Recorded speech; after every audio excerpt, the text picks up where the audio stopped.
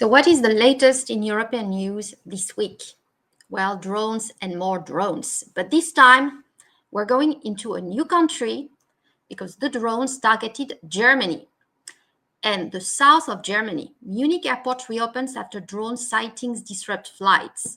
So this happened on Friday, Thursday evening, and the airport reopened on Friday after several drone sightings on Thursday evening forced an air traffic control to suspend operations, leading to the cancellation of 17 flights and disrupting travel for nearly 3,000 passengers. The disruption in Munich is the latest in a string of similar drone incidents in Europe. Similar drone incidents because remember, we started with 17 drones in Poland. Then last week it was in Denmark and Norway, and this week in Germany. And without mentioning the jets that flew over Estonia. So several incidents in the last few weeks in Europe. So in this video, we'll go a bit deeper into these incidents, understand a bit better how this happened in Denmark. There is a boat that has been actually inspected by the French authorities that could be where all these drones were coming from in the first place. We'll get into that. And also Putin's response, because he made a speech this week. So let's dive in. And if you enjoy the content, please make sure to hit the thumbs up button and leave a comment below. It greatly helps the channel. But let's get into it.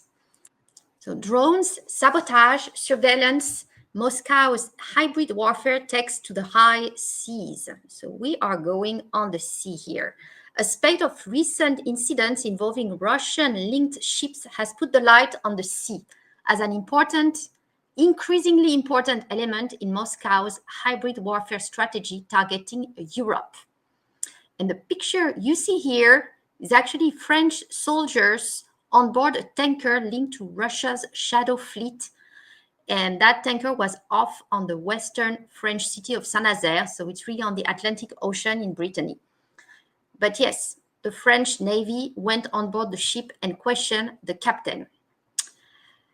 So the ship, pretty interesting here, part of that Shadow Fleet does not fly with the Russian flag. The flag is the one of Benin, which is a country in Africa. And the crew is no Russian either. They're actually Chinese. The captain was a Chinese citizen. So he was questioned by the French Navy and eventually released, and they continued their way. So what's interesting as well is the path. Where was the ship coming from and where it was going? So best here is to look at it on a map. So what you see here is the tanker, the Shadow Fleet, quite a big one, as you can see, constructed in 2007, and it was carrying Russian oil. So kind of trying to circumvent the embargo as well, in addition to the rest. So it left Russia on September 20. So if you look at the map here, so that's Northern Europe and Russia. See, it departed from Primorsk on the North Sea, and so September 20, and was seen around Denmark in Danish water between the 22nd and the 25th of September, right at the time where there were several drones flying over some of Denmark's major airports, including Copenhagen. And that was just before a European summit. So to respond, the French actually sent some army, I'm not too sure what branch of the army, but some soldiers that were a bit more specialized in this drone warfare to actually secure the summit. But the ship continued, and it was last sighted right there off the coast of France. You can see on the dark blue, it is the limit for the French territorial water. So I'm not too sure whether the boat actually crossed the dark blue line or not, but the French Navy boarded it and inspected and interrogated the captain. Eventually, it was all let go, released, and the ship is continuing its journey all the way to the Suez Canal.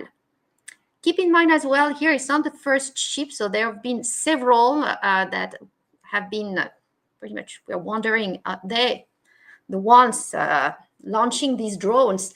But there's also been the submarine. If you heard, there was a submarine that originated more on the maybe in this area here of Russia, on the southern part of Russia, and crossed the Mediterranean before kind of losing control. They had some technical issue with the oil that was leaking in the submarine just off the coast of Gibraltar, so southern Spain, and then continuing into the Atlantic Ocean. So I haven't heard back on this one, whether it went back, managed to actually control itself, went back, did some release of oil in the ocean. I am not too sure, but that's another one of these. That one was officially a Russian submarine, so it was the official thing. The other boats are what they call the shadow fleet, meaning they don't fly a Russian flag and you don't have any Russian citizens on board, despite the fact that they are departing from Russia, carrying Russian oil, and might be doing other things in between, which has not been proven at this stage.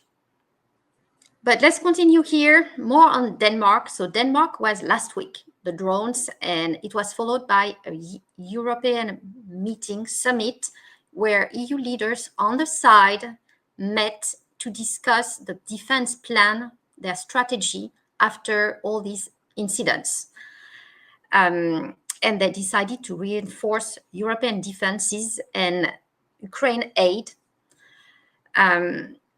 So Brussels is urging member states to unite behind 4 flagship defense projects: a drone wall, eastern flank security, missile defense systems, and a space-based shield.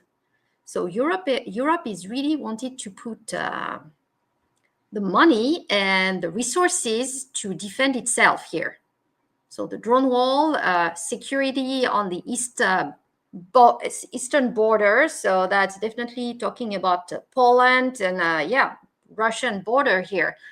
A missile defense system is, yes, and a space shield. So really trying to protect themselves against incursion from Russia here. Also, it's always been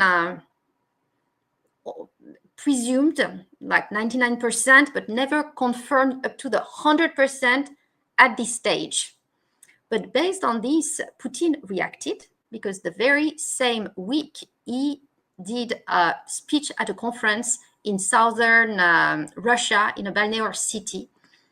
So never let a crisis go to waste, right? So he spoke right away and addressed what he calls European militarization here. Let's see what he said. Putin says responsibility for peace lies with Europe and vows to respond to Europe's militarization. And there he is delivering the plenary address at the 22nd annual Valdai Discussion Club in Sochi. So you can look it up. It's in southern Russia.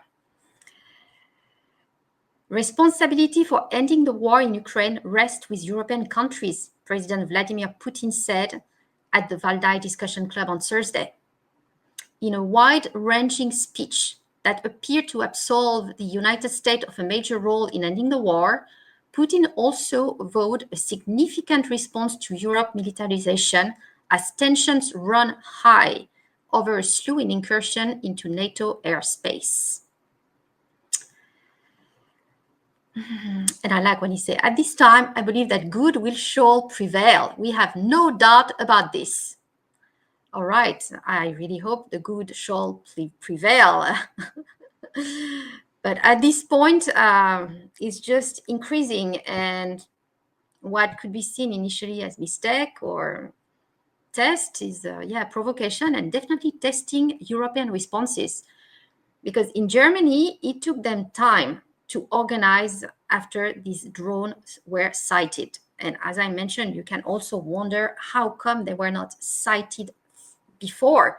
So, I mean, where it's located, Munich, it could come from it has to come by land. Anyway, it's in the middle of Europe. So on the east side, it has to cross several countries.